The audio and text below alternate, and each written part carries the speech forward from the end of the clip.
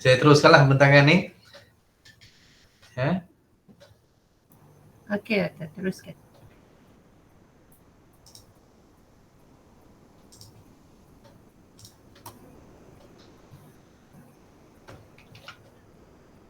Baik, ini saya tak enlarge dia, saya tak besarkan.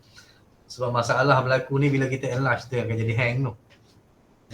Saya tak maximizekan dia. Macam ni pun okey. Yang penting kita dapat baca. Nanti saya akan kongsikan semua slide-slide ni semua. Yang bahan-bahan bacaan tambahan. Okey, sekarang ni kita beralih kepada topik yang kedua lah, berkaitan dengan penjajahan. Seperti yang dinyatakan di sini, penjajahan atau kolonialisme. Kita terjemahkan kolonialisme itu kepada penjajahan. Tapi dalam bahasa Inggeris sebenarnya ada dua perkataan yang berbeza, iaitu kolonialisme dan imperialisme. Biasa tuan-tuan dan perempuan dengar biasa kolonialisme dan imperialisme. Ada dua yang berbeza. Biasa?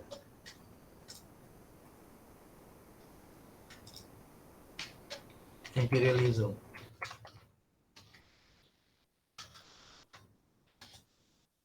Ada satu lagi. Mercantilism. Pernah dengar tak mercantilism?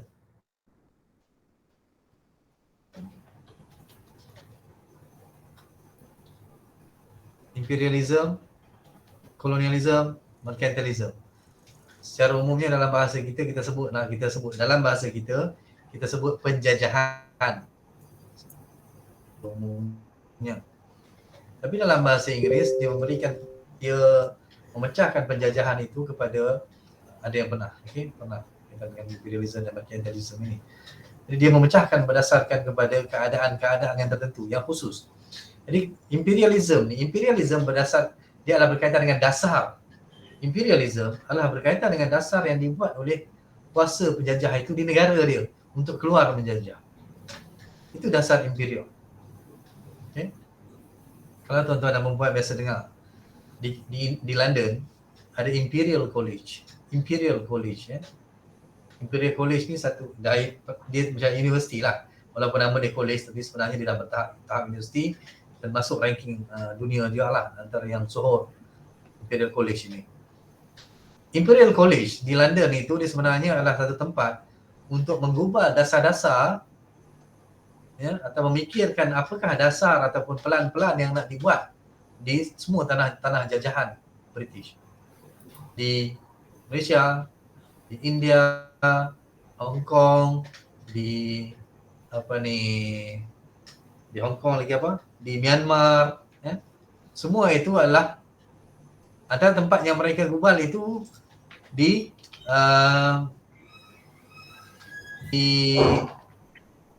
Imperial College tadi itu. Dan mereka merasakan dasar perlu digubal dulu sebelum pergi ke sana. Dan apabila mereka menjajah, katakan dia menjajah di tanah Melayu, di situ berlakunya kolonialisme.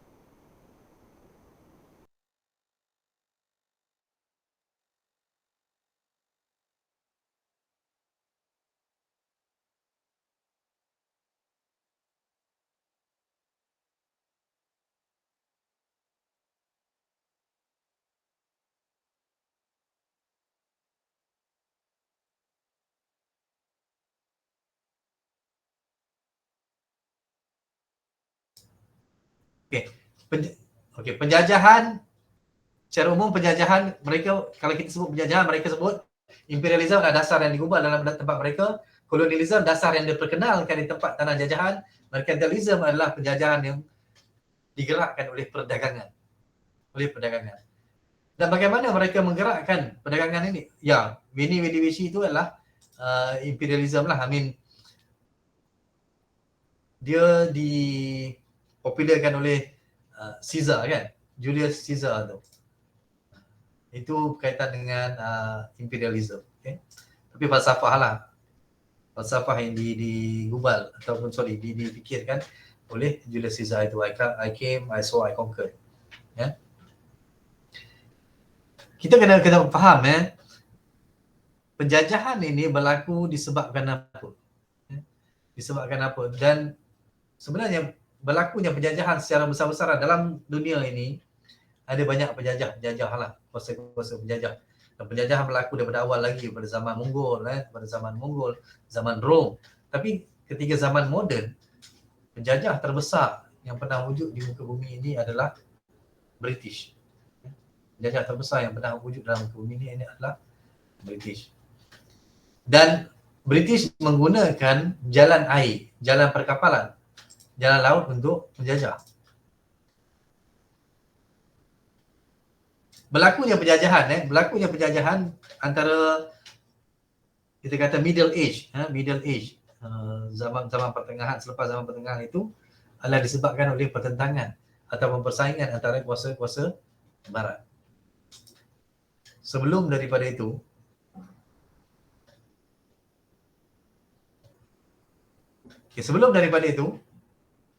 saya kurang jelas dengan ubah dasar dulu baru. Gubal. Dia gubal. Imperialism itu dasar yang digubal, bukan dasar yang diubah. Digubal di tempat asal, dan dengan ini mereka nak kata apa? Kita nak pergi menjajah mana? Kita nak menjajah ke timur. Jadi kita nak menjajah ke timur. Kita nak menjajah ke barat daripada kita. Amerika tak wujud lagi masa ini. Yang adalah negara-negara Eropah. Dan kebanyakannya kita tengok, saya type di sini. Mereka nak menjelajah ke east. Saya gunakan perkataan dalam bahasa Inggeris, east. Sebab natijah hanya akan ada East India Company. Betul biasa dengar East India Company. Apa East India Company yang paling popular?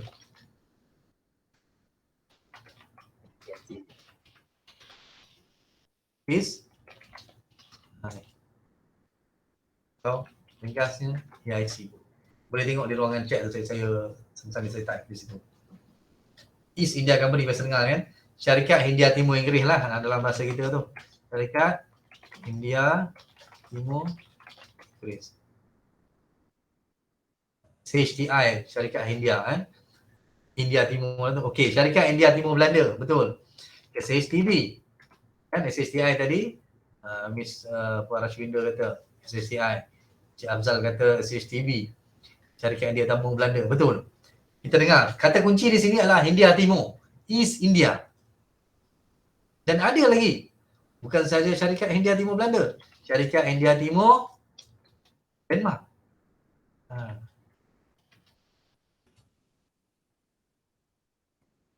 Syarikat Hindia Timur Perancis.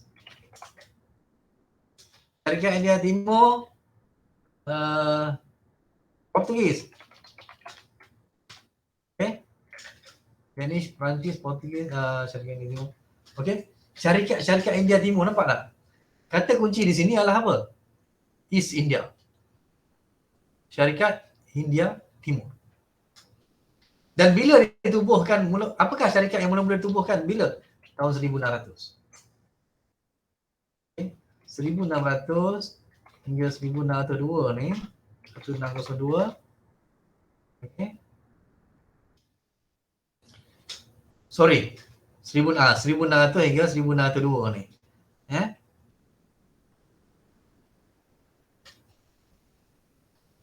Mula-mula ditumbuhkan Syarikat India Timur Belanda, EOC. EOC. BOC mula-mula ditubuhkan. Inilah syarikat yang mula-mula kita kata, dalam slide kan. Saya stop dulu. Saya present balik.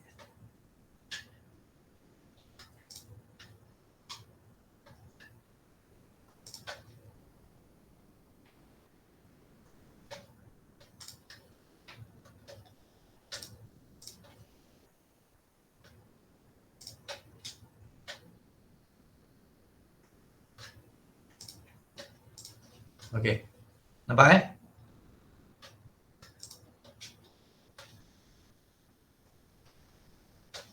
Baik, semua syarikat-syarikat ini berkembang selepas zaman gelap di Eropah. Selepas zaman gelap itu barulah munculnya industri-industri di Eropah. Tahun-tahun 1500, 1600 ke atas. BOC ditubuhkan di Belanda, kemudian ditubuhkan pula Inggeris pula menumbuhkannya. Tapi soalnya kenapa soalannya sekarang ni ialah mengapakah semuanya menggunakan East India? Kenapa semuanya East India? Siapa yang boleh pandangan? Kenapa semuanya East Indies? Yang ditumbuhkan di Eropah semuanya East Indies. Disebabkan pada East Indie. silakan.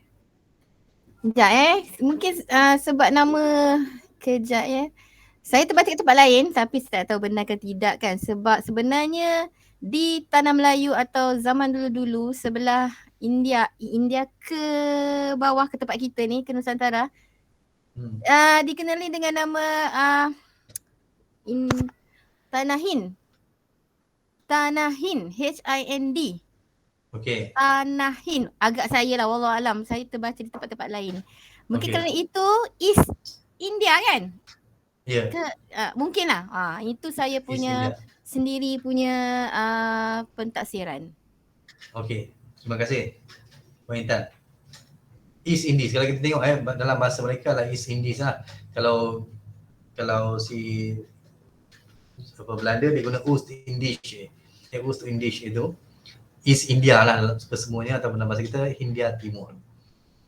Kita kena faham pada tahun-tahun pada tahun-tahun 1400, 1500, 1600 semua ingat betul 1500, 1600 pada waktu-waktu itu India berada di bawah pemerintahan Islam.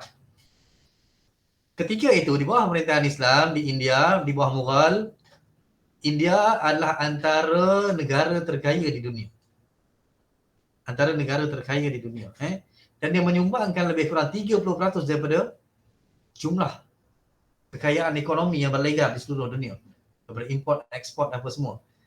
Dan ini anda boleh baca dalam buku, saya baca bagi terus kalau ada siapa yang berminat. Oleh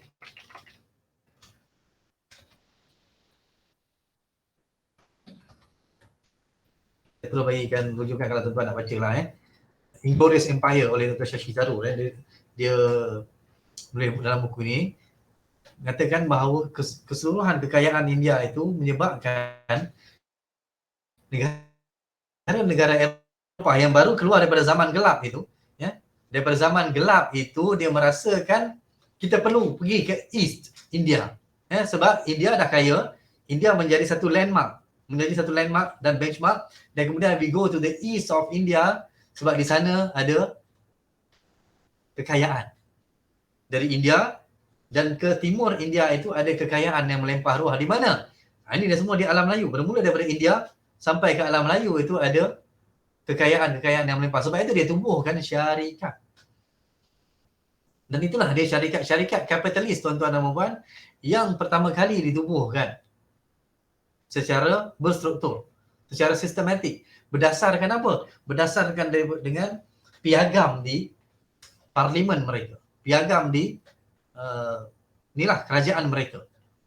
So bendera mereka membawa flag tu, maksudnya mereka membawa mandat daripada kerajaan. Kalau VOC daripada Belanda, kalau East India Company daripada kerajaan British itu. The East India disebabkan India sudah sangat terkenal disebabkan oleh kekayaan dia, dan mereka nak explore sebab tahu bahawa India dan ke timur India, East Indies itu mempunyai kekayaan yang melimpah ruah. Sebab itulah dia tumbuhkan syarikat-syarikat yang akan explore, akan teroka kekayaan di kawasan timur mereka, di kawasan timur. Dan India sangat kaya waktu itu. Sebab itu baru-baru ni, tahun lepas bila Queen Elizabeth meninggal, mereka mengklaim semua kekayaan kan yang British bawa ke sana. Dan satu benda yang paling signifikan adalah berlian Kohinoor. Tuan-tuan boleh Google saja. Berlian Kohinoor itu yang dipakai oleh Queen Elizabeth di mahkota dia. Dan mereka menuntut semula supaya berlian itu dikembalikan. Berlian ini semualah yang menjadi tanda kekayaan kepada empire tadi itu, kepada kesultanan Islam di India, yang menyebabkan negara-negara Eropah menubuhkan syarikat-syarikat ini. Besarnya syarikat ini tuan-tuan, besar. syarikat-syarikat ini, kayanya syarikat-syarikat ini apabila digabungkan antara dua, kita ambil dua je. Syarikat India Timur Belanda, syarikat India Timur Inggeris. Ini dua-dua ni memang ada hubungan yang rapat dengan Malaysia lah. Sebab dua-dua ni pernah sampai di sini.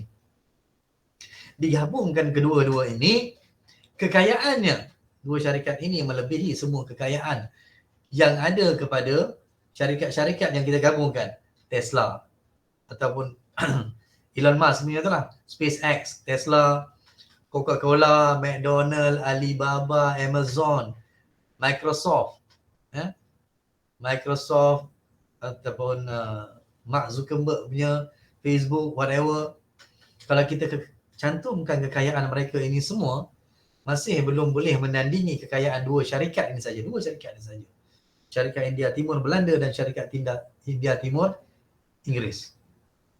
Sampai hari ini. Perbandingan ini bukan perbandingan masa lepas. Perbandingan pada hari ini. Ya. Gabungan daripada dua syarikat ini mengalahkan semua syarikat-syarikat besar konglomerat bilioner yang berada di atas muka bumi pada hari ini.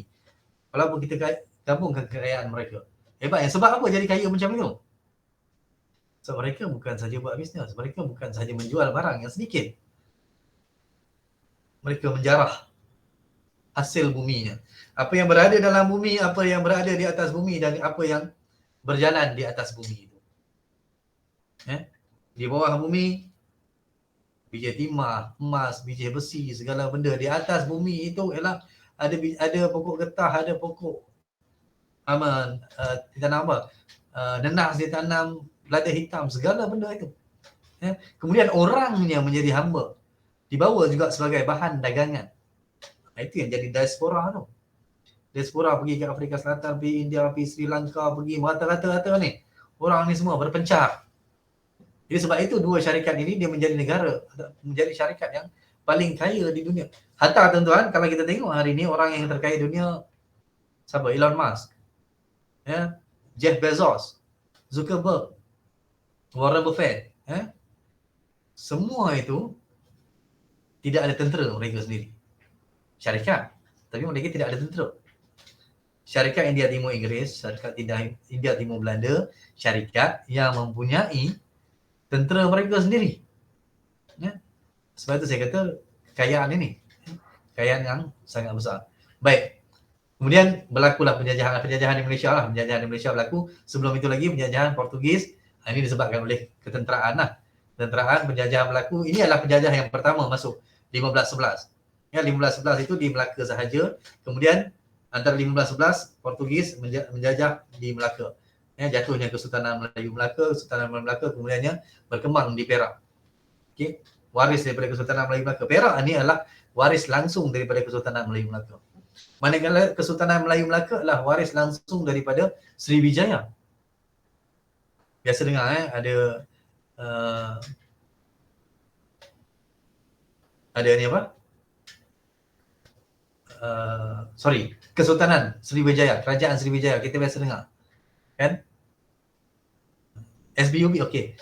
SBUB berasingan SBUB berasingan Brooke kalau tak silap saya pun dia berasingan sebab syarikat India Timur itu dia selepas 1858 dia dah pengaruh dia dah sangat-sangat berkurang. Dan SBUB ini adalah SBUB di bawah Overbeck dan Den, orang lain. Okey. Brooke datang dengan kekayaan ataupun syarikat dia sendiri sebab dia adalah bekas tentera, Brooke. Sedangkan syarikat India Timur Inggeris itu kekuasaan dan mandat dia itu sudah dikurangkan selepas tahun 1858. Kenapa tahun 1858? 1857 berlaku satu peristiwa pemberontakan di India. Di India peristiwa kalau biasa dengar Dahagi. Bukan dahaga, Dahagi. Dahagi di India 1857 berlaku peristiwa di sana. Di sana berlakunya pemberontakan disebab tuan-tuan boleh tengok cerita Amir Khan. Kalau suka tengok tuan-tuan dan puan ni, suka tengok cerita Hindusan, tengok cerita Amir Khan. Amir Khan berlakon dalam cerita berkaitan dengan Dahagi ni. Saya lupa nama tajuk ceritanya. Dia perkembangan yang berlaku di India itu dia memberikan kesan juga perkembangan yang berlaku di negara-negara lain yang dijajah oleh British. Disebabkan apa? Sebabkan pemberontakan berlaku di sana. Sebab British gunakan peluru. Ada dalam filem ni ditunjukkan peluru tu yang digunakan untuk senapang dia gunakan lemak babi dan lemak lembu. Jadi babi haram kepada orang Islam, lembu haram kepada bukan lagan. Lagan ni cerita kriket. Bukan lagan. Lagan cerita kriket. Daging India 1857. Dan disebabkan itu berlakunya pemberontakan. Selepas ada pemberontakan itu lah bermulanya British Raj di India. Dan syarikat India Timur, Inggeris itu was suppressed dah, ditekan untuk tidak lagi sewenang-wenangnya membuat hubungan perdagangan. Okay. So kita kembali. Kemudian berlakunya fasa ini adalah mungkin tahun-tahun yang penting lah yang mungkin tuan-tuan perlu tahu. Fasa-fasa penjajahan yang berlaku di Malaysia kita ni. So, Portugis 1511, Belanda 1641, dia mengambil alih daripada Portugis. Dia bukan ambil alih tu, bukanlah Portugis bagi, tapi berlakunya peperangan. Berlakunya serangan dan peperangan. Ada juga Manggal Pandey ya. Ya betul. Betul-betul Manggal Pandey. Ini kisah cerita Manggal Pandey ni tuan-tuan dan puan boleh tengok dalam YouTube. Ini adalah peristiwa Dahagi 1857 yang memberikan kesan kepada SHTI, syarikat India Timur Inggeris itu, yang menyebabkan British mengekang pengaruh dia dan Queen Victoria menjadi Queen kepada negara India. Jadi Maharani kepada negara India itu. Baik. So 1641 Belanda dia Belanda 1641 dia berkuasa di sana di Melaka. Tetapi bukanlah kata berpanjangan sebab dia berkuasa di sana saja di Melaka, kemudian dia mengambil alih juga port di Pangkor. Pulau Pangkor. So tapi dia tidak meluaskan kuasanya ke tanah besar.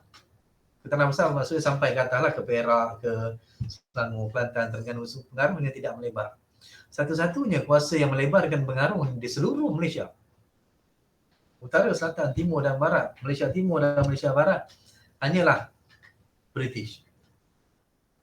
Hanyalah British.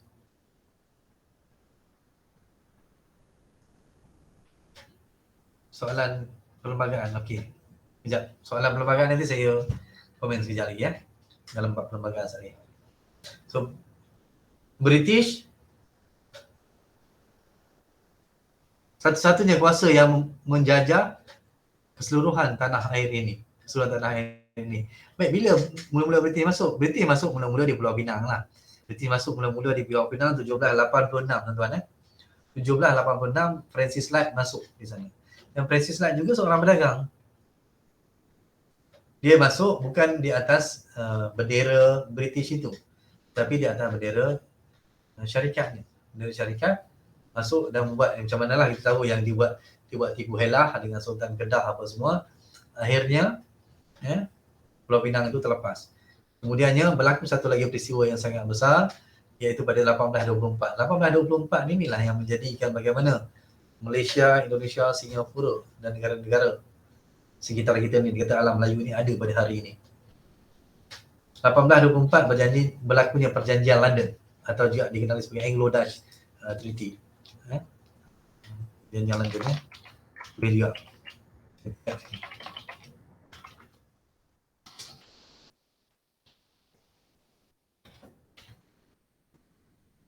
Perjanjian London 1824. Dengan perjanjian ini, alam Melayu itu dipecahkan kepada dua. Yang saya sebut tadi, alam Melayu kan dipecah kepada dua, utara dan selatan. Utara diambil oleh British dan selatan diambil oleh Belanda. Ada dua pelabuhan yang sangat penting pada zaman itu, satu pelabuhan Batawi, satu pelabuhan Singapura. Jadi Singapura diambil oleh British. Batawi ni Jakarta lah, pelabuhan Batawi. Boleh tengok map boleh tengok pelabuhan Batawi itu kat Jakarta. Anda boleh tengok. Jadi sebagai gantinya, okey, hang ambil Singapura, aku ambil Batawi. Ini perjanjian oleh British dan Belanda. Ini yang kita kata penjajahan, tuan-tuan dan puan. Penjajahan ini sangat zalim, sangat kejam. Sebab dia mengambil tanah orang lain tanpa persetujuan pemilik tanah itu. Dan perjanjian dia bukannya buat di Tanah Melayu, bukannya buat di Indonesia. Bukannya buat di Malaysia tetapi buat di London. Buat di London. Belanda duduk bersama-sama dengan Inggeris, bersama dengan British, buat perjanjian untuk apa? Untuk memfaraidkan alam Melayu ini. Maksud dia pecah kan? Di situlah bermulanya perpecahan. Di situlah bermulanya pecahan. Sempadan moden dicipta. Sebelum itu tidak perlukan visa, tidak perlukan permit, tidak perlukan pasport untuk travel, untuk bergerak daripada negeri-negeri ini. Dan saya katakan tadi, ialah mereka ni sebagai perantau aja, anak dagang yang pergi berniaga, ya, pergi nak mencari penghidupan yang lebih baik daripada point A ke point B, pulau Selat ni apa ni? Selat Sunda, Laut Jawa, Selat Melaka, semua itu bukanlah sempadan. Semua itu merupakan jalan perhubungan. Sebelum tahun 1824. Kena faham ini betul-betul. Itu bukan sempadan, itu adalah jalan perhubungan. Tetapi selepas 1824, jalan perhubungan tadi itu sudah menjadi sempadan yang memisahkan antara dua negara, Indonesia dan Malaysia. Dan waktu itulah diperkenalkan permit perjalanan.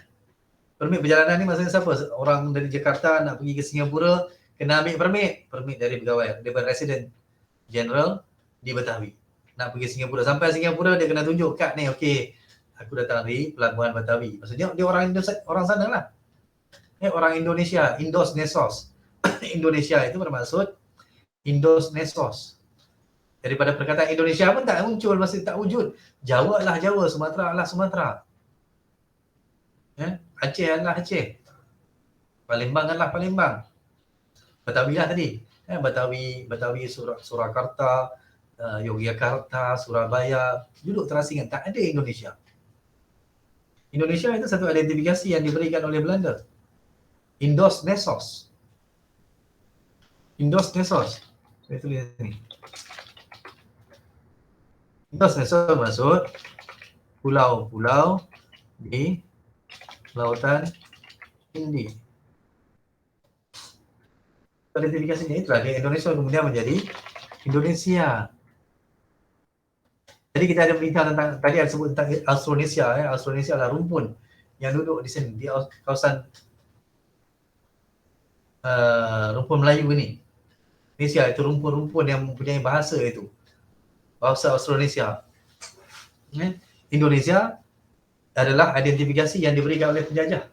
Sebelum kita masuk tentang Malaysia nanti. Malaysia pun kita akan bincang, tapi sedikit aja tentang Indonesia ni. So Indonesia. Siapa yang bagi identifikasi Indonesia itu adalah Belanda.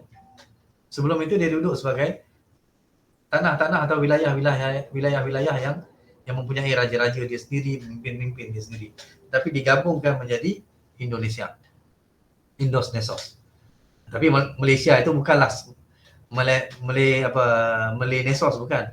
Nanti kita akan bincangkan berkaitan dengan itu.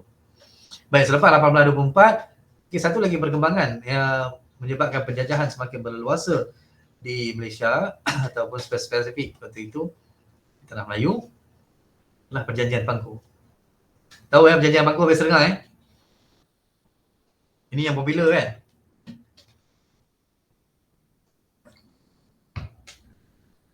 Perjanjian Pangku 1874. Perjanjian Pangku 1874 inilah tuan-tuan dan puan yang mengubah dua perjanjian ini. Kalau tuan-tuan dan puan nak bincangkan secara mendalam dengan pelajar-pelajar, sangat-sangat bermanfaat. Sebab ini yang saya katakan, kita kaitkan hari ini dengan masa lepas. Kalau hari ini kita melihat Indonesia, Malaysia itu dia memiliki rumpun budaya yang sama, rumpun bahasa yang sama, agama yang sama, tetapi dia menjadi dua negara yang berbeza. Soalannya mengapa? Kita pergi pada perjanjian Inggeris Belanda ini. Kita pergi pada perjanjian Inggeris Belanda, itulah puncanya. Dan kita boleh jelaskan secara lebih mendalam sampailah kepada penumbuhan ataupun nama-nama negara itu. Sama juga dengan perjanjian Pangku. Kalau kita tengok kenapa hari ini adanya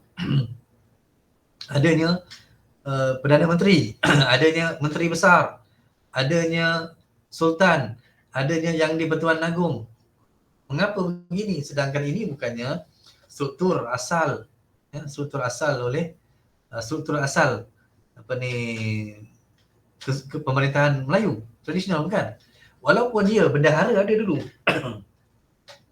Sultan kan, kalau contohnya di Melaka ada sultan, ada bendahara. Kemudian ada temenggung, ada laksamana apa semua, tetapi bendahara dia bukannya menjalankan pentadbiran, kuasa dia bukannya sebesar kuasa menteri besar. Misalnya pada masa hari ini dalam peringkat pusat persekutuan, kuasa bendahara bukan sebesar kuasa Perdana Menteri hari ini, bukan.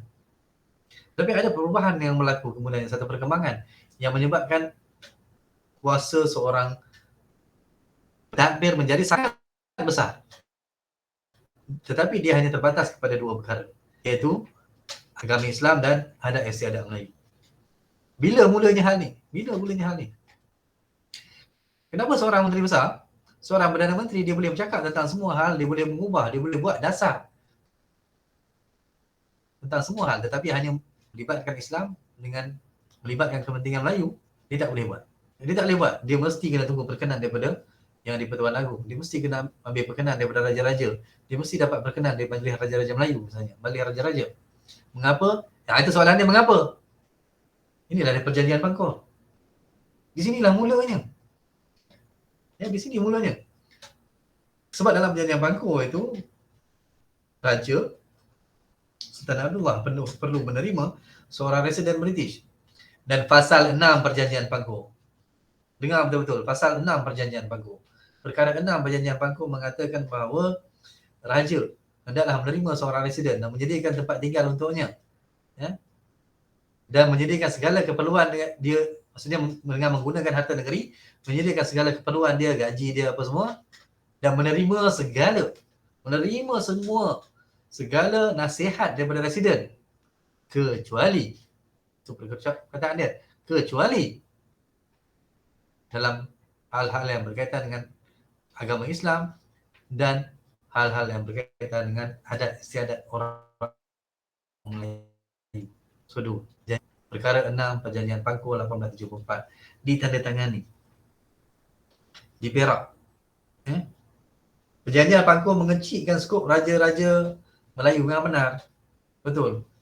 Sebab kuasa untuk pungut cukai tidak lagi terletak dalam perjanjian, tidak terletak pada raja-raja. Kuasa untuk mengadakan hubungan diplomatik tidak diletakkan kepada raja-raja. Kuasa untuk menentukan mata wang tidak ada kepada raja-raja. Kuasa untuk menentukan hubungan ekonomi tidak ada pada raja-raja. Mereka hanya berfungsi dalam adat istiadat Melayu dan agama Islam sahaja. Okey. Beza pentadbiran Indonesia dengan Malaysia memang bezalah. Sekarang ni kita menggunakan sistem parlimen sebab kita memang ambil Westminster Parliament. Westminster demokrasi parlimen ini diambil daripada British, sedangkan mereka tidak menggunakan sebagaimana kita sebab dia ambil dari Belanda. Belanda pakai konstituante. Dan kalau kita tengok, mereka ada pilihan raya presiden, kita tidak ada pilihan raya presiden, kita tidak ada pilihan raya Perdana Menteri. Memang berbeza sebab penjajah, siapakah yang menjajah kita? Maksudnya pengaruh daripada penjajahan itu yang diguna pakai. Kita mengambil demokrasi berparlimen, kita ada parlimen. Tapi kita tidak ada pilihan raya presiden. Mereka ada pilihan raya presiden sama macam US. Misalnya ada pilihan raya presiden. Baik. Okay, kalau di Sabah dan Sarawak yang menyaksikan penjajahan mereka di sana ialah syarikat Borneo Utara British, syarikat British North Borneo itulah, syarikat Borneo Utara British itu pada tahun 1881 macam tadi dah beritahu tadi, Alfred Dan dan Overbeck, Dan dan Overbeck membuat perjanjian dengan Kesultanan Sulu untuk memajak Sabah itu, untuk memajak Sabah. Dan Brooke, James Brooke membuat perjanjian dengan Kesultanan Brunei untuk mengambil alih pentadbiran di kawasan Kuching. Sebenarnya Sarawak tu luas, tapi sebenarnya diambil itu ialah di kawasan Kuching. Sebelumnya berlakulah pasal-pasal yang lain yang berkembang daripada situ. Baik.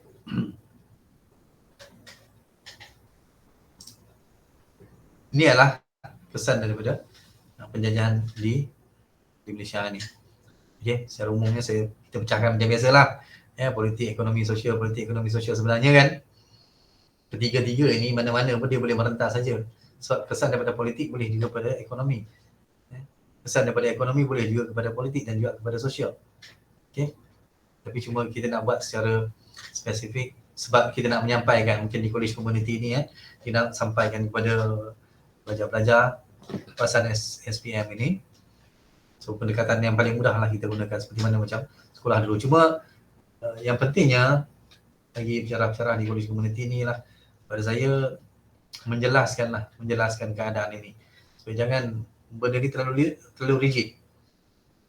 Dia masalah akan berlaku apabila kita menjadi terlalu rigid dan bergantung kepada buku teks dan nota semata-mata tanpa pensyarah-pensyarah menguasai konten. Menguasai konten.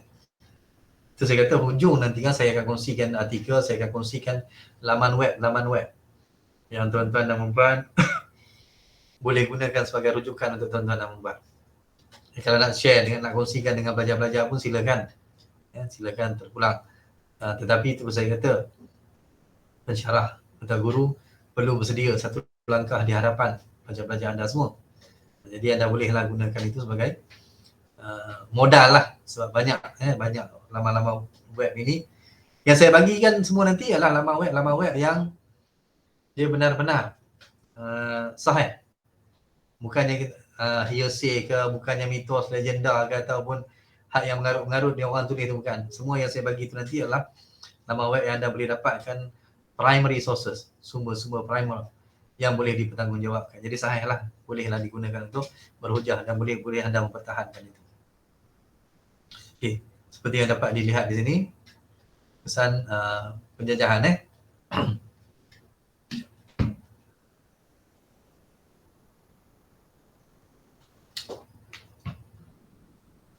Baik, kesan penjajahan yang ada depan kita ni adalah yang pertama adalah sistem residen. Sistem residen kemudiannya terhapus sistem residen ini.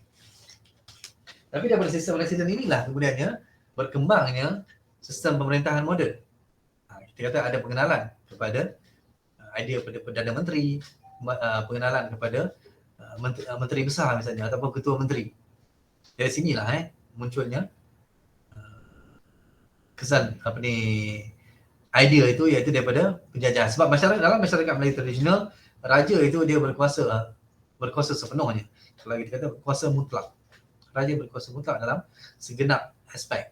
Tetapi kesan daripada penjajahan dia mengecilkan ruang lingkup kekuasaan raja-raja Melayu. Baik, kemudian daripada penjajahan ini juga lah pada tahun-tahun 1900 ke atas, 1940-an ke atas. Khususnya sebelum Perang Dunia Kedua dan selepas Perang Dunia Kedua berlakunya kelahiran parti politik Melayu. Parti-parti politik Melayu. Ada Kesatuan Melayu Muda, Kesatuan Melayu Muda, Pertubuhan Kebangsaan Melayu Malaya, ada Pertubuhan Kebangsaan Melayu Bersatu iaitu UMNO, kemudian PAS ditubuhkan. Itu adalah pertubuhan-pertubuhan yang ditubuhkan selepas daripada penjajahan ini. Sebelum daripada itu tidak ada. Tidak ada perubahan parti-parti Melayu iaitu pada tahun-tahun 1700, 1800. Tidak dapat dibuktikan atau tidak dapat dikesan apa-apa pertumbuhan yang dibuat secara sistematik, secara terorganisasi. Daripada kesan daripada penjajahan itu menyebabkan orang Melayu berfikir bahawa mereka perlu bersatu. Bersatu untuk apa? Untuk melawan penjajah. Bersatu untuk apa? Bersatu untuk merdeka. Dan untuk merdeka, mereka tidak lagi boleh berfikir negeri Selangor saja. Kalau Johor saja. Kalau Kelantan saja. Tak boleh fikir macam tu dah. Kena berfikir sebagai satu entiti, satu bangsa. Bangsa yang berkongsi pengalaman yang sama. Identiti budaya yang sama lah, bahasa yang sama, budaya yang sama, sejarah yang sama dan pengalaman yang sama. Okey. Terpulang ada banyak filem-filem filem-filem yang boleh dipertontonkan kepada pelajar-pelajar untuk menunjukkan bagaimana. Tapi dalam ada filem-filem ni yang saya rasa dia ada unsur propaganda lah. Unsur propaganda ni inilah dia peranan oleh para pensyarah untuk mengatakan bahawa okey, semua filem ini filem yang ada unsur sejarah, tetapi bukan keseluruhan dalam filem ini sejarah. Contohnya Mat Kilau.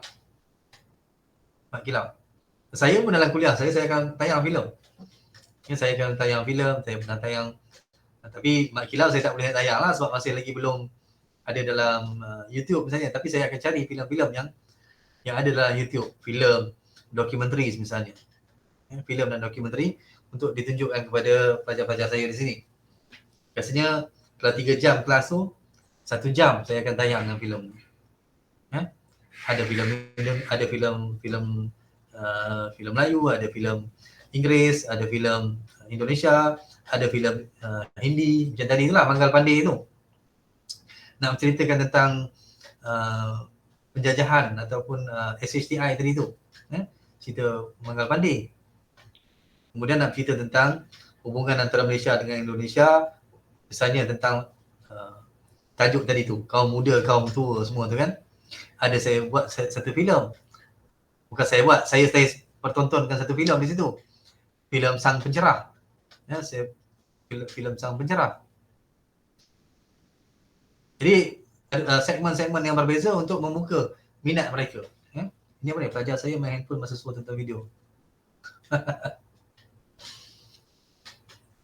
Cikgu Puan Chu kan. Pelajar saya main handphone masa suruh tonton video. Itu macam mana nak buat solusi dia itu terpulang pada kebijaksanaan Puan Chu lah. Sebab dalam kelas saya mereka tak akan main phone. Jadi saya tak tahu nak bagi solusinya macam mana. Mungkin kawan-kawan yang lain boleh bagi solusi kepada Puan Chu. Betul lah Puan ke Tuan? Puan kan? Puan Chu untuk menyelesaikan masalah ini. Sebab saya memang bagi dalam kelas saya amaran ataupun peringatan yang sangat keras. Kalau nak belajar, kalau tidak sila keluar. Atau mungkin mungkin sebab pendekatannya berbeza di antara college community dengan di universiti misalnya kan. Saya akan bagi peringatan yang sangat keras bahawa no phone, no talking. Saya bagi peluang untuk menonton video. Menonton video dalam, kita tak payah pergi panggung, kita boleh duduk tengok.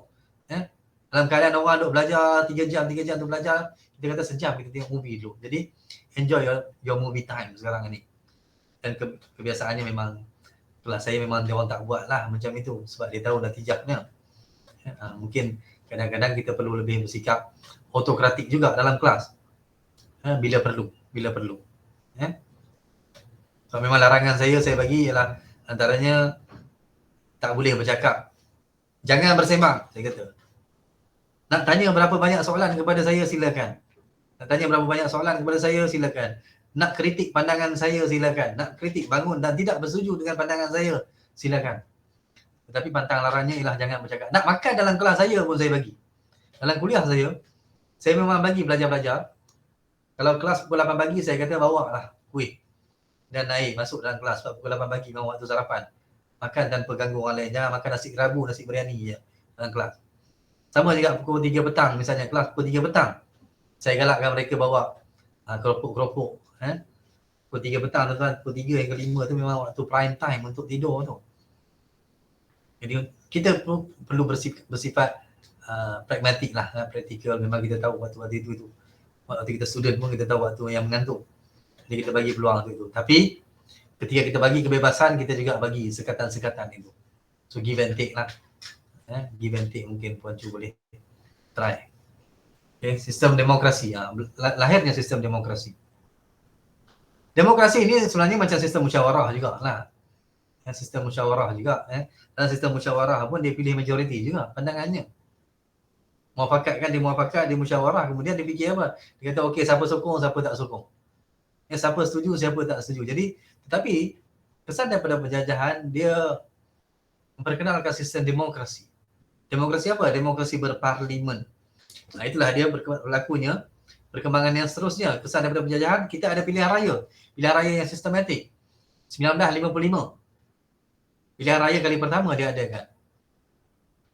Itu sebelum merdeka. Selepas merdeka, pilihan raya yang pertama adalah tahun 1959. Daripada situ. So sebelum tahun 1955 ataupun dalam sistem masyarakat Melayu tradisional, tidak ada pilihan raya.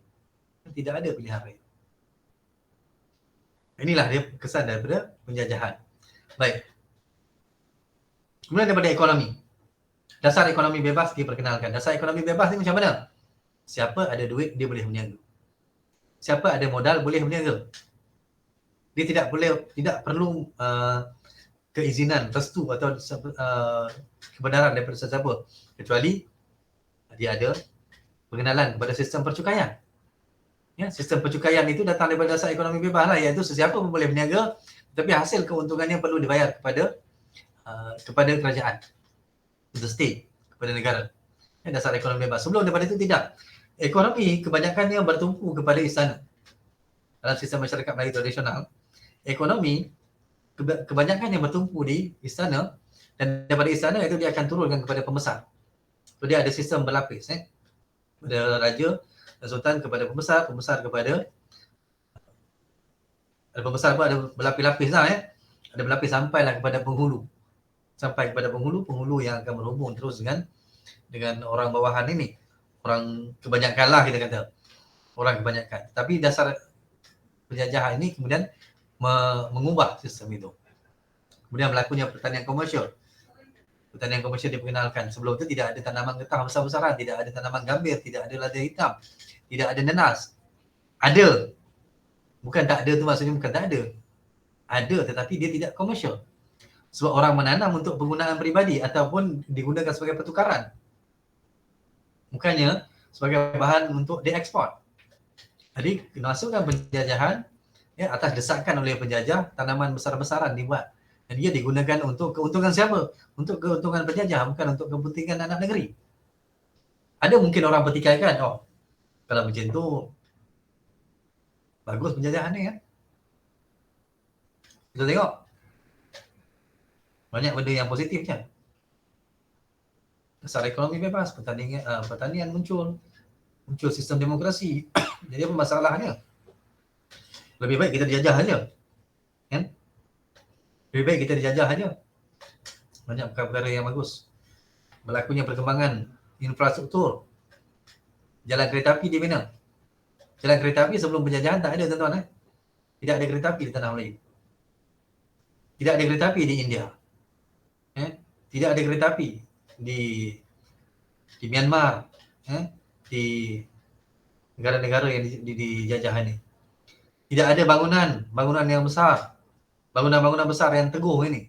Kita tengok binaan-binaan oleh tinggalan British. Tengok bangunan Sultan Abdul Samad di tengah-tengah KL itu. Bangunan-bangunan yang ataupun saya di sini sendiri. Saya di sini ada SITC, Sultan Idris Training College. Ada satu bangunan yang usia dia 100 tahun, 100 tahun lebih. Dia siap bina tahun 1922. Sekarang ni 2023, dah 101 tahun dah. Tapi pembinaan itu dirasmikan 22. Pembinaannya siap sebelum itu. Jadi baguslah. Daripada SITC kemudian berkembang di universiti. Apa masalahnya? Masalahnya ialah penjajahan ni bermaksud apa? Penjajahan bermaksud penjajahan bermaksud kehilangan maruah. Penjajahan bermaksud anak-anak negeri, anak-anak yang dijajah itu tidak ada maruah langsung. Sebab yang menguasai tanah itu, menguasai kepimpinan dia, menguasai bagaimana cara kita nak hidup, ditentukan oleh penjajah. Walaupun kita tengok berlakunya macam-macam kebaikan, tapi akhirnya kembali kepada maruah. Sama ada kita hidup dengan enjoying all these things ini, adakah dengan maruah atau dengan tidak bermaruah? Sebab kita tidak boleh menentukan hal tuju negara. Tidak menentukan agama, tidak boleh menentukan bagaimana agama dipraktikkan. Sebab akan ada sekatan-sekatannya juga. Tidak boleh menentukan dengan negara mana yang kita nak berhubung, dengan negara mana tidak mau berhubung. Sebab itu ketika Perang Dunia Kedua, Tanah Melayu, Persekutuan Tanah Melayu, Perang Dunia Kedua 1941, 1945. Walaupun kita tahu Turki ada, Perang Dunia Pertama tadi. Bukan kedua, Perang Dunia Pertama. 1914 hingga 1918. Walaupun kita tahu Turki Uthmaniyah itu adalah, dia kata sistem khalifah macam itulah, Khalifah Turki Uthmaniyah. Adakah orang Melayu berupaya untuk menyokong Turki Uthmaniyah? Tak. British berperang dengan Turki Uthmaniyah. Dan pihak Raja-Raja Melayu menyatakan sokongan kepada British, bukan menyatakan sokongan kepada Turki Uthmaniyah. So maksud apa? Maksudnya memang dalam keadaan keterpaksaan. Tapi jangan, do not judge. Sebab macam saya katakan tadi, sejarah diadili, autonomy of the past. Ada keadaan zamannya. Mengapa berlaku waktu itu? Ada keadaan tu. Bukan kita duduk dalam bilik aircon hari ni kita kata, kenapa duk sokong British bukan sokong Turki Uthmaniyah. Keadaan itu, waktu itu, zaman itu, dia berlaku begitu sebab ada sebab-sebabnya yang lebih mendalam. Disebabkan, ya memang sedang dijajah, kita tidak boleh menentukan hal tuju diplomatik kita. Kat sini itu kat mana? Dasar pecah dan perintah. Pecah dan perintah bukan dasar. Pecah dan perintah adalah strategi. Ada beza antara dasar kan? Ada beza antara dasar dengan strategi. Dasar mesti documented.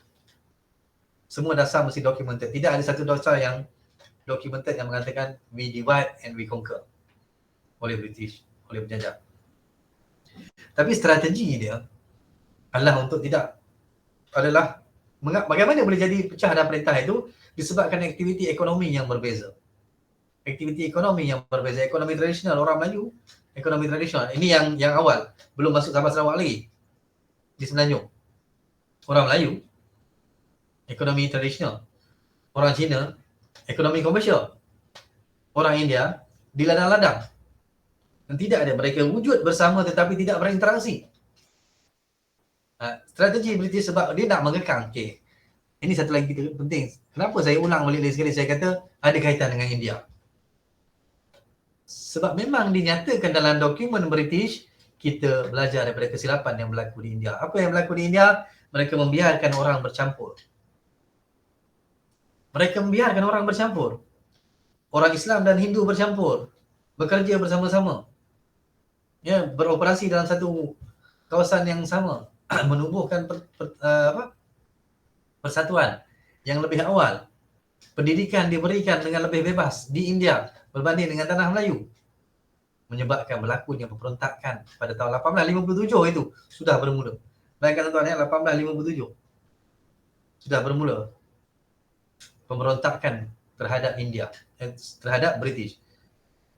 Kita berlakunya pemberontakan lambat. Ini kesan kita. Mass rebellion. Memang kita berlakunya pemberontakan di Perak misalnya 1875 itu. Tetapi dia bukan mass rebellion, dia tersekat di situ. Tetapi di dahagi 1857 itu keseluruhan India menerima impaknya. Sehingga EIC di India itu dibubarkan, digantikan dengan British Raj. So British di tanah Melayu dia rasa dikekalkan saja semua kaum ini supaya dia tidak berinteraksi. Dia berinteraksi pun bila-bila sekali je. Dia tinggal bersama tetapi tidak berkawan.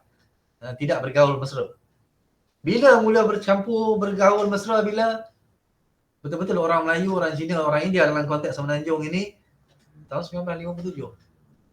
Di sinilah masalah timbul. Kita tidak faham.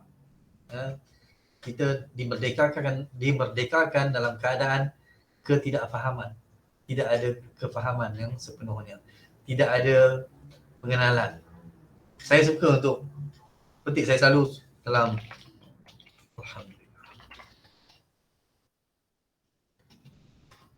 Tuan-tuan boleh tengok Surah Hujurat ayat 13. Surah Hujurat ayat 13. Saya di mana-mana saya berkuliah, di mana-mana pun saya bercakap, baik di depan orang politik ataupun di depan mana-mana agensi yang panggil saya akan petik tentang surah Hujurat ayat 13 ini. Betapa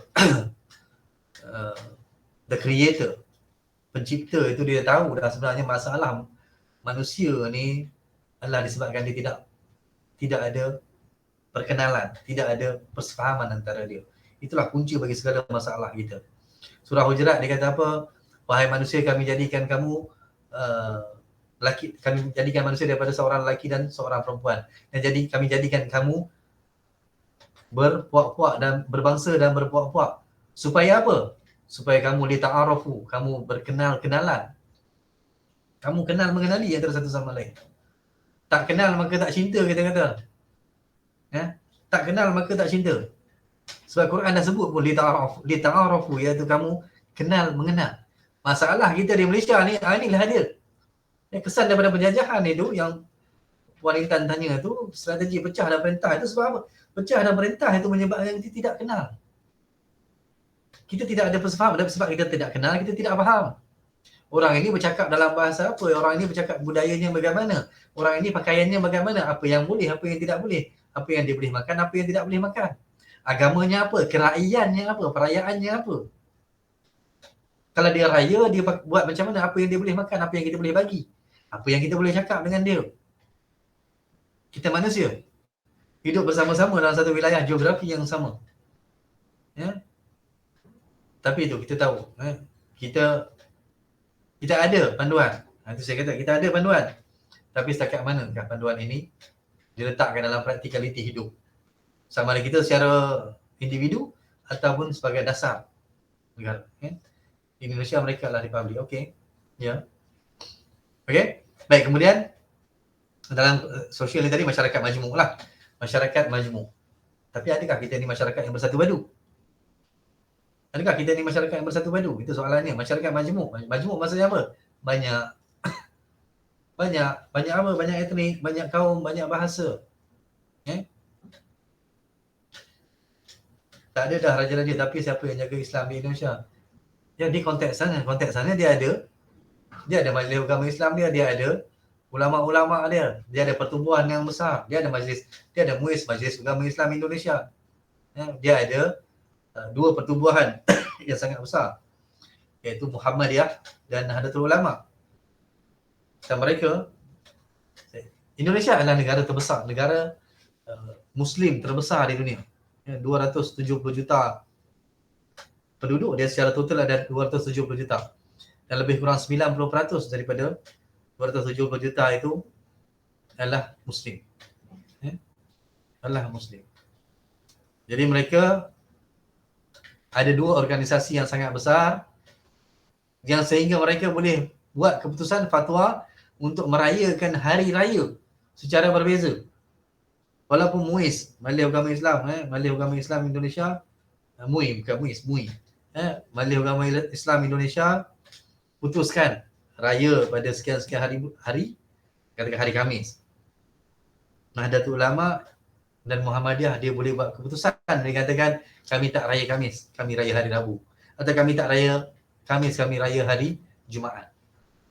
Mereka, jadi latarnya berbeza antara kita dengan Indonesia. Jadi kita ada raja-raja, ada majlis fatwa, dan kebetulannya semua itu ada boleh bagi fatwa-fatwa yang berbeza mengikut keadaan negeri masing-masing. Tapi ada juga muzakarah, muzakarah majlis fatwa kebangsaan itu yang akan menentukan sesuatu yang boleh digunakan secara umum. Fatwa-fatwa yang umum lah. Okay. Baik, kemudian itu masyarakat majmuk. Sistem pendidikan juga berubah daripada berpusatkan istana. Sistem tradisional dia berpusatkan istana. Sistem pendidikan orang Melayu yang tradisional ini dia berpusatkan kepada istana, iaitu istana menjadi pusat pembelajaran. Kalau tidak istana, masjid. Tetapi sistem pendidikan yang moden daripada itu, kemudian dia sekolah, masuk sekolah yang lebih sistematik lah, maksudnya darjah 1, darjah 2, darjah 3 sampai darjah 6. Kemudian pergi ke sekolah menengah. Itu perubahan dalam sistem pendidikan. Kemudian berkembangnya nasionalisme. Okay. Ini lagi satu topik yang sangat menarik.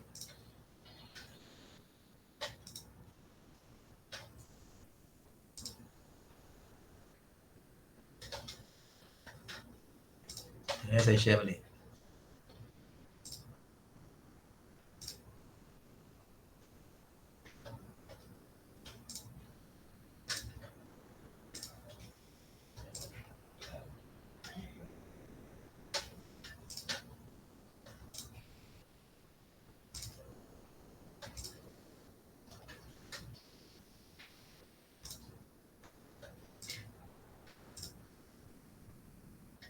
Sekejap. Saya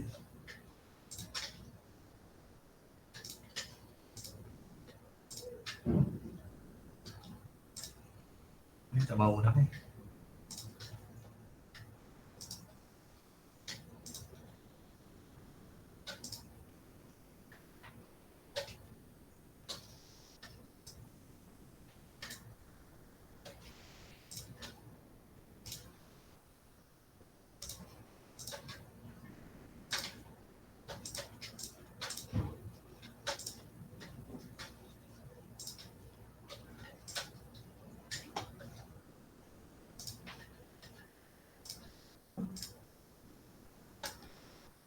Okey.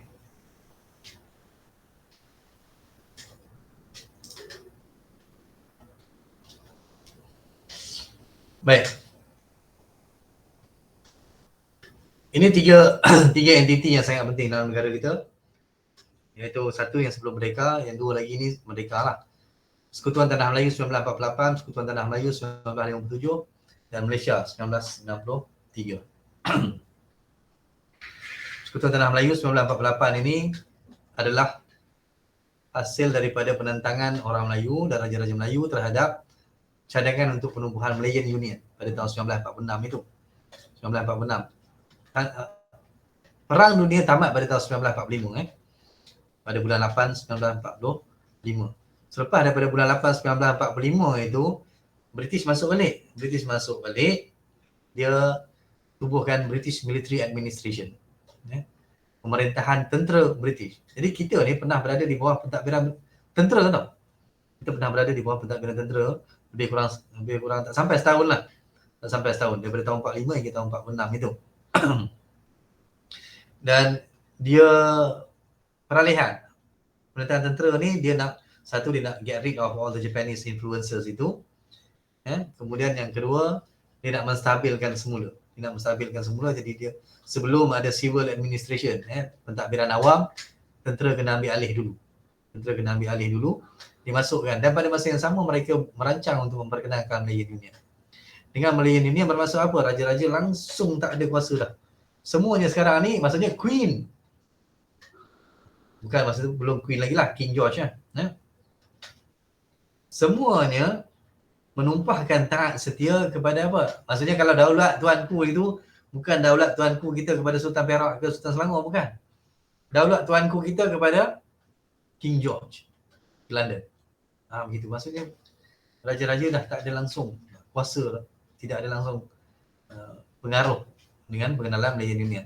Hasilnya orang Melayu bangun dan pertahankan bahawa kami nak raja-raja Melayu. Maksudnya taat setia kami ini bukan kepada the king in England, tetapi kepada raja-raja daripada negeri masing-masing. Itu yang menyebabkan Malayan Union gagal lah. Itulah kemudiannya berlakunya penubuhan UMNO pada bulan 5 tahun 1946. UMNO ditubuhkan, berlakunya perkembangan itu. Dan British akhirnya diakur. Malayan Union tak boleh nak buat, digantikan dengan Persekutuan Tanah Melayu 1948. Ada pandangan yang mengatakan bahawa inilah dia pada Februari 1948. Inilah dia kemerdekaan. Permulaan kemerdekaan Tanah Melayu. Ada yang mengatakan inilah tarikh merdeka yang sepatutnya. Bukan tahun 1957. Ada sejarawan yang pernah mengatakan begitu. Sejarawan tu dah meninggal lah. Tapi saya kurang bersetujulah dengan pandangan itu sebab bila kita merdeka sepatutnya sebenarnya keupayaan kita untuk menentukan hubungan diplomatik dengan siapa. Yang kedua, semua urusan kewangan dikawal oleh kita sendiri dan hubungan keselamatan. Hal ehwal keselamatan dalam negeri diuruskan oleh kita sendiri. Tahun 1948 kita belum ada.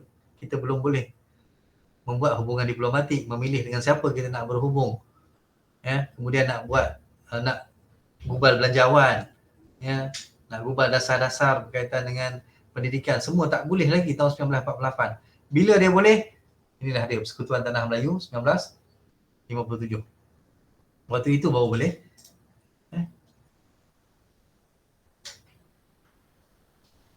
Waktu itu baru boleh digubal perlembagaan. Perlembagaan. Tapi soalan tadi ditanya tu.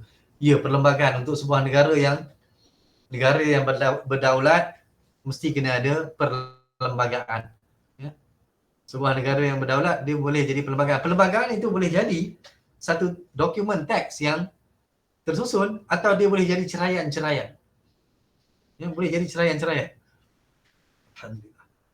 Britain atau United Kingdom, dia tidak ada satu dokumen perlembagaan seperti mana yang kita ada. Dia ceraian-ceraian, ya. Undang-undang tertinggi. Ya, undang-undang tertinggi. Tapi dia adalah perlembagaan. Tapi bukan dalam bentuk satu buku kita, buku teks perlembagaan begitu. Ya. Selain Malaysia, ada tak negara lain yang mereka dengan cara menandatangani perjanjian? Yang recent ada juga. Ya, yang recent ada juga, macam contohnya Timor. Ya. Timor Leste. Dia juga dengan cara menandatangani perjanjian. Bukannya dengan cara peperangan. Itu yang recent. Yang awal Indonesia tidak. India tahun 1947 perjanjian juga dengan British. Perjanjian. Maksudnya ada perjanjian yang ditangani dengan British. Ya, India ada. Ya, iaitu selepas daripada Perang Dunia Kedua. Tetapi walaupun perjanjian itu ada perjuangan sehingga sampai kepada perjanjian itu. Adakah kita nak mengatakan bahawa kadang-kadang kita tone down lah perjuangan kemerdekaan kita kata kita tidak sama dengan Indonesia. Indonesia dia sampai akhirnya dia berjuang dan mendapat kemerdekaan dengan cara sendiri. Ya, tapi adakah kita nak menolak bahawa tidak ada langsung perjuangan ke arah kemerdekaan pun tak betul. Sebab seawal 1870-an sudah ada perjuangan itu, iaitu untuk menentang penjajah yang datang. Cumanya dia tidak berlangsung secara besar-besaran, mass macam saya cakap tadi tu, mass rebellion. 1875 di mana? Di Perak. 1890 di mana? Di Pahang. 1890 itu panjang cerita dia. Ya, 1890 hingga 19 berapa? 04 atau 05. Dalam berbelas tahun. Penentangan berlaku di Pahang. Penentangan berlaku di Kelantan, penentangan berlaku di Sabah, di Sarawak, penentangan berlaku di Negeri Sembilan. Semua tempat berlakunya penentangan. Semua tempat berlakunya pertempuran, kematian, kecederaan. Cumanya akhirnya dia ditandatangani oleh UMNO. Oleh parti UMNO. Sebab apa? Sebab zaman berubah. Cara perjuangannya berubah. Akhirnya memang British pun dia ada kepentingan dia. Kita kena faham juga yang itu. Memang British pun ada faham. Dia tengok golongan yang boleh duduk dan boleh berbincang secara diplomatik adalah golongan ini. Yang kita kata perikatan. UMNO, MCA, MIC. Ya, UMNO, MCA dan MIC. Yang sebelum itu kita Putra AMCGA, Putra AMCJA, Pusat Tenaga Rakyat, All Malayan Council for Joint Action. Jadi kedua-dua ini yang lebih diplomatik adalah perikatan. Manakala Putra dan AMCJA, tapi tuan-tuan yang menariknya di AMCJA ada satu wakil yang kemudiannya dia duduk juga dalam perikatan. Nama dia Tan Cheng Lock. Biasa dengar dia Tan Cheng Lock. Dia duduk di AMCJA. Bila di AMCJA kalah, AMCJA, All Malayan Council for Joint Action. Bila tak boleh nak realize dalam nak materialize perjuangan kemerdekaan itu dalam Putra sama dengan Putra tu, dia pergi kepada perikatan, dia duduk dalam MCA pula dan berjuang di situ.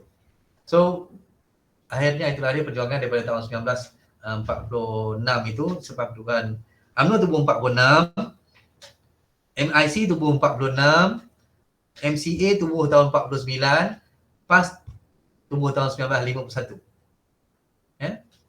Tapi yang menumbuhkan perikatan itu adalah gabungan tiga itu. Perikatan, kemudiannya menandatangani perjanjian dengan British. Itu satu bab lah. Okey.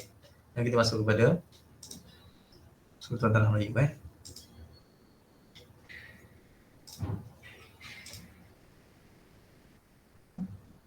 Asyik-asyik hilang je PowerPoint ni, pelik juga saya pun.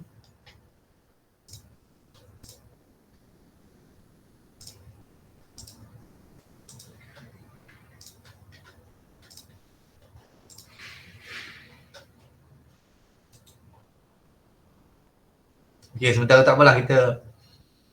Boleh ke kita berhenti dalam 10 minit? Nak minum air, nak stretching? Boleh? Boleh doktor. Boleh, setuju.